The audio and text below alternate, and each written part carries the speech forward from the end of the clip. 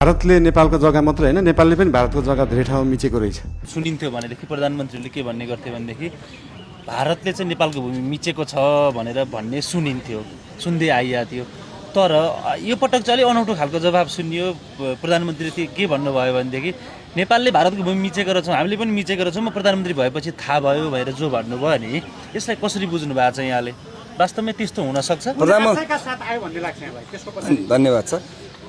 प्रधानमन्त्रीले जे जसरी जवाब दिनुभयो, उहाँको नियत के थियो, उद्देश्य के थियो, त्यो उहाँले जान्ने कुरा हो हैन।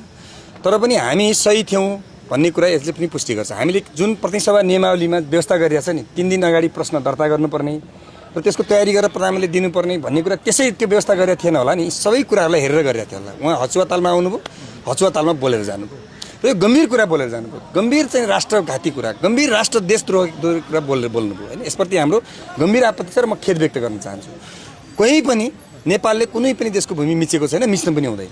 तर उहाँले जसरी रोस्टमबाट, संसदको रोस्टमबाट त्यो चाहिँ चिया खाएको बेला जसरी जे गफ गरेर जानुभयो एउटा प्रधानमन्त्रीले, त्यो चाहिँ गम्भीर देशद्रोही कुरा, राष्ट्रघाती कुरा छ र यसप्रति हामी गम्भीर आपत्ति प्रकट गर्न चाहन्छौँ। नेपालले कहीँ पनि कसै पनि कुनै पनि देशको भूमि मिच्नु पनि हुँदैन र मिचेको पनि छैन। यो कुरामा बडा हामी स्पष्ट छौँ।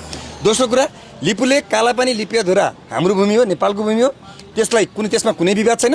त्यो चाहिँ अतिक्रमित भएको छ, त्यो फिर्ता ल्याउने कुरामा सरकारले लाग्नुपर्छ। यस विषयमा पनि उहाँले स्पष्ट जवाब दिनु भएन। यसप्रति पनि हाम्रो आपत्ति छ। ल, धन्यवाद।